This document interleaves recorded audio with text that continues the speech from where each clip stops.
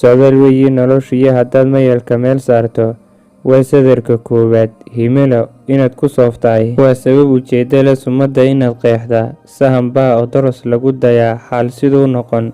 qorshaa loo sameeyaa waxqabad saad u gudataa.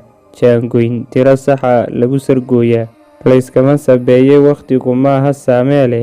maarayn waxaa loo sudhaa waa hubaal sugan. gaadiidka ay saaran tahay waa sitaa adag. shay lagu jid maro aqoon waa tii u sidataa. ninka seegay tusmada ku hongow geedi socodkeed. assalaamu calaykum waraxmatullaahi wabarakaatu. kusoo dhawaada daawadayaal muuqaalkeena maanta, balse intaynaan gudagelin haddii aad nagu cusub tahay sabskribdha channelka oo nagu soo biir muuqaalkana leeg saar, sidoo kale siina sheer gare.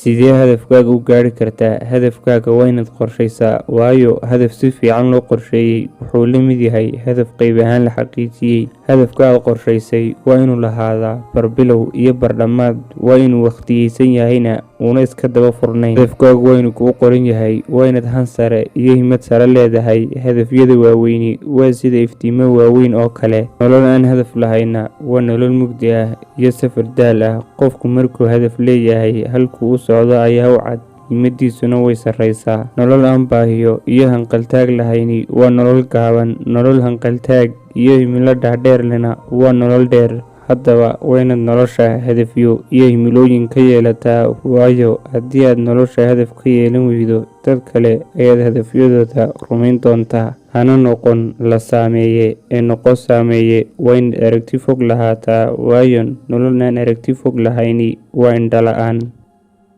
daawade waad ku mahadsan tahay haddii aad soo gaadhay ilaa dhammaadka muuqaalka leeg saar, sidoo kale sabskribdha channelka oo ka mid noqo saaxiibadan halkan ku saaxiibnay, siina sheer gare. wassalaamu calaykum.